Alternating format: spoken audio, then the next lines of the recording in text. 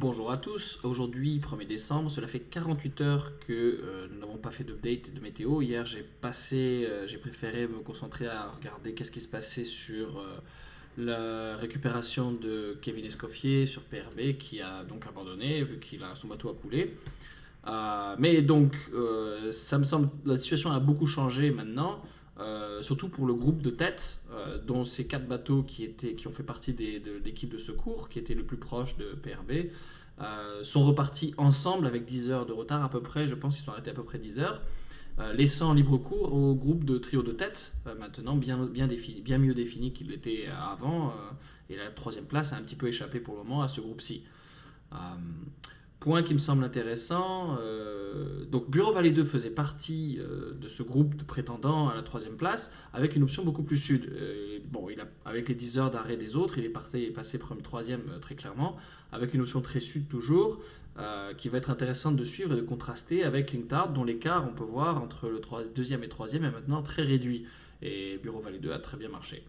Euh, j'ai été très intéressé par le point de départ de ces quatre bateaux, dont Yasuika est certes un bateau non-foiler, mais les trois autres sont assez similaires en termes de génération, tous des bateaux foiler. Ils sont partis vraiment en même temps dans une zone extrêmement proche, et ils ont tous pris une option légèrement différente. Bien sûr, ils sont encore assez proches, mais on peut voir que l'écart déjà entre nord-sud est assez important par rapport au nombre d'heures qui sont écoulées.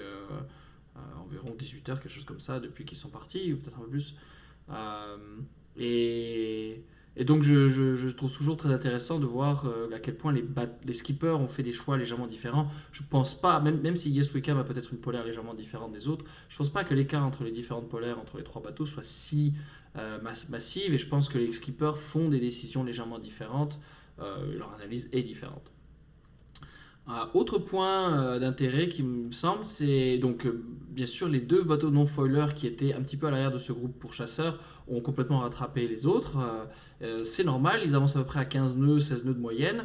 15 nœuds, 16 nœuds de moyenne sur 10 heures, ça fait 150, 160 000. Ça représente ça à cette échelle-là, cette distance-là.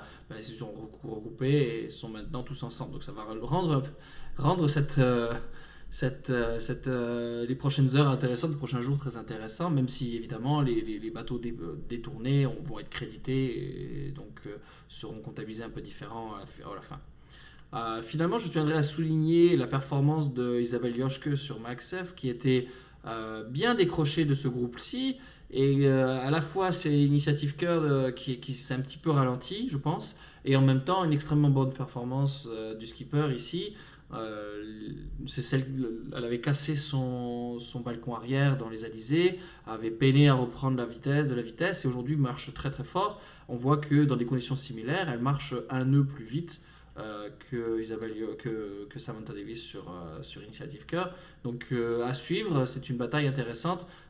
C'est une combinaison de Initiative Cœur marchant un peu moins bien et MaxF marchant très très bien. Euh, Enfin, je pense qu'il y a une autre bataille intéressante qui a lieu depuis longtemps maintenant, depuis l'Équateur. Il y a Pure Best Western et Banque Populaire 10 qui sont souvent au coude à coude. Et Romain Athanasio avait un petit peu devancé Clarisse Kramer ces dernières semaines. Et la voilà revenu très fort durant le dernier jour, le dernier 48 heures.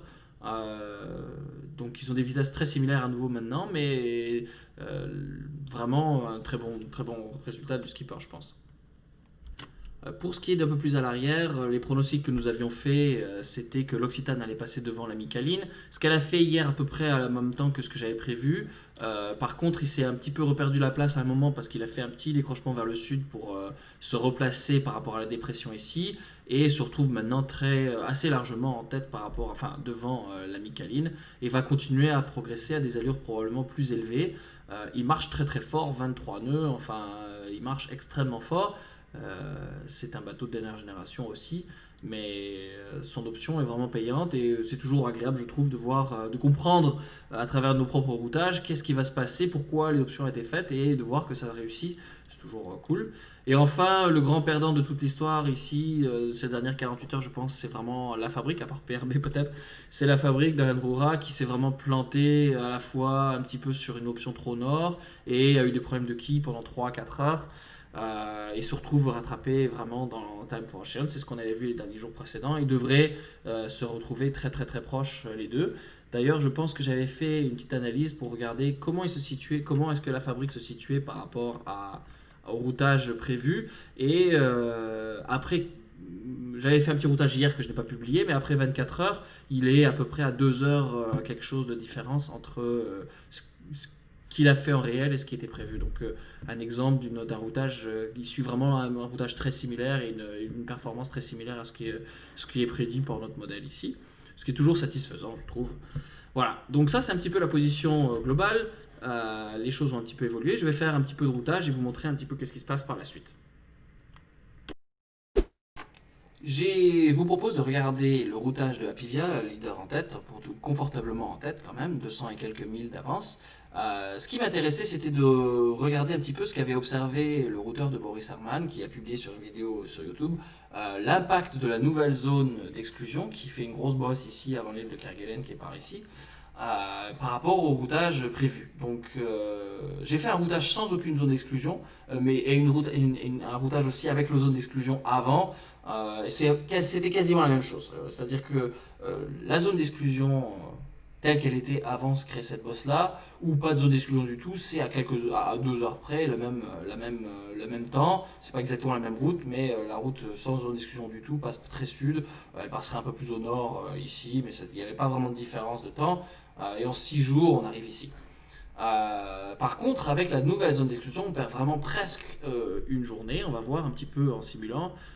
Les deux isochrones sont ensemble à ce niveau-là, et on voit que l'option vraiment passe le long de la zone d'exclusion. Et au bout de 3 jours environ, il y a une bonne différence qui commence à se créer entre une option qui permettait de passer par-dessous, de se retrouver dessous par ici, et la zone d'exclusion qui est cette bosse-là aujourd'hui. Donc ça c'était, j'ai bien, bon, je trouve ça valable comme intérêt, ça me semblait intéressant, surtout que ça va peut-être impacter ceux qui sont une option très sud comme Bureau Vallée 2 aujourd'hui, qui se retrouvent, comme on l'a dit il y a 2 jours, à devoir remonter pas mal plus nord et qui va donc devoir probablement rebondir le long de la zone d'exclusion comme va le faire Apivia. Donc voilà, donc Apivia va se retrouver a priori dans notre modèle à faire une route le long de la zone d'exclusion assez vite sur cette bosse là et enchaîner proche de cette zone pour pouvoir redescendre ensuite vers l'Intkergelen. C'est plus court parce que c'est plus sud sur une sphère, hein, c'est plus petit pour faire le tour. Voilà pour Apivia. Donc, pour comparer un petit peu les écarts futurs à venir et les différentes options, j'ai fait le routage de Apivia que vous avez vu juste avant, Linktart en deuxième position assez loin, Bureau Vallée 2 dont la bataille est assez ferme entre les deux, et puis pour finir, le leader du groupe de chasseurs qui est donc en quatrième position, Arkea Paprec, et qui représente une option assez médiane par rapport à tout ce groupe-là, donc me paraît bien représentatif de ce qui va passer au passé. Donc, donc voici les différences, un petit peu fouillis parce que ils sont tous à peu près, ils vont tous converger leurs routes vont converger à cause de la zone d'exclusion et ils vont donc la frôler. Donc ça fait un petit peu fouillis, mais grosso modo, en premier Apivia, ici Linktart, Bureau Vallée 2 est en bas et enfin Arkea Paprec est ici. Si on fait la lecture des moments à venir, il y a une bonne dépression qui vont leur passer dessus et ils vont tous descendre vers le sud. En tout cas, la théorie, c'est ce qui est la route qui est la plus efficace et remonter, poussé par cette dépression, le long de la zone d'exclusion. Et hop, on peut voir que les écarts entre certains, en deuxième, est extrêmement, ils sont l'un sur l'autre. Et puis, avec un décrochement sur le quatrième. Quand on va avancer, ils vont passer a priori au nord des Kerguelen. Ça commence à être un petit peu loin, on commence à parler de 4-5 jours à venir, et puis ils vont être poussés par un bon flux tout le long, avant de se retrouver bloqué, le leader va se retrouver bloqué par une zone de haute pression. Encore une fois, c'est encore assez loin là, ça va provoquer complètement un ralentissement en tête, avec une compression des écarts, et je me retrouve avec des écarts à la fin que j'ai pu regarder en détail. Grosso modo, le leader dans les 8 jours à venir devrait avoir un résultat. Bien sûr, c'est encore très hypothétique, mais la simulation montre 2 heures d'écart entre le leader et le numéro 2 et quelques minutes d'écart entre le 2 et le 3, donc ils sont vraiment ensemble. Bureau Valley 2 et Lingtad vont vraiment être très très très proches parce que dès le début, en fait, dans la remontée vers la zone d'exclusion, la bosse ici, les deux vont se retrouver très très proches. Et enfin, Arc Paprec se retrouve à peu près 6 heures, je crois, décalé par rapport au premier. Donc avec très peu, 3 heures avec le deuxième, quelque chose comme ça, 3-4 heures. Donc, en théorie, dans une simulation à long terme pour le moment, les écarts vont se resserrer à cause d'une petite haute pression dans le long terme. Ça peut changer encore. Ce qui me semble à plus court terme plus clair, c'est le resserrement des écarts entre le deuxième et le troisième au niveau de la bosse ici. On va voir, le deuxième et le troisième sont ici. Bureau Valley 2 va peut-être passer devant grâce à son option sud. Et les voilà, vous voyez, sont collés les uns aux autres.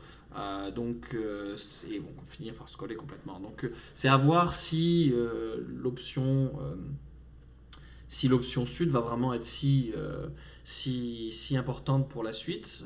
Mais c'est bien parti pour Bureau Valley 2.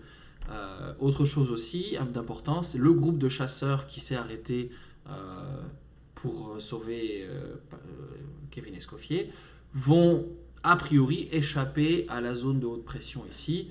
Ce qui est le plus important pour eux, c'est vraiment de s'échapper ici. La zone de haute pression va remonter vers le nord. Donc eux, en descendant vers le sud et en poursuivant avec cette dépression-là, devraient y échapper. C'était important de ne pas rester dans les parages pour ne pas se retrouver bloqué.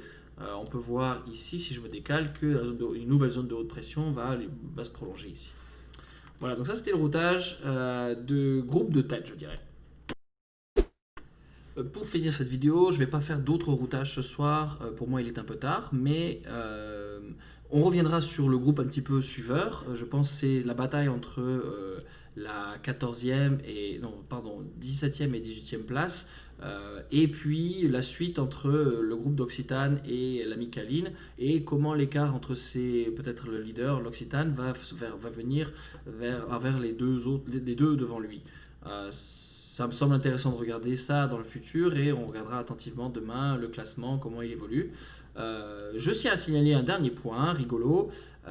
En ce moment où je fais la vidéo, pour le trophée Jules Verne, Sodebo est en train de passer devant Charal, et il fait nuit donc probablement qu'ils ne se verront pas, mais j'ai regardé, ils devraient passer à quelque chose comme 50 000 ou 40 000 l'un de l'autre. Après peut-être qu'ils feront un petit détour léger pour se retrouver très très proches, mais a priori ils vont passer vraiment l'un à côté de l'autre, avec Sodebo déboulant à plus de 30 nœuds pendant que Charal est à 17-18 nœuds. Donc ça représente quasiment 2 fois plus vite quand même. Donc c'était rigolo de voir que pour le trophée Jules Verne, Sodebo va passer grosso modo devant toute la flotte tranquillement. Et j'observerai ça avec attention. Voilà, c'est tout pour aujourd'hui, je vous souhaite une bonne journée.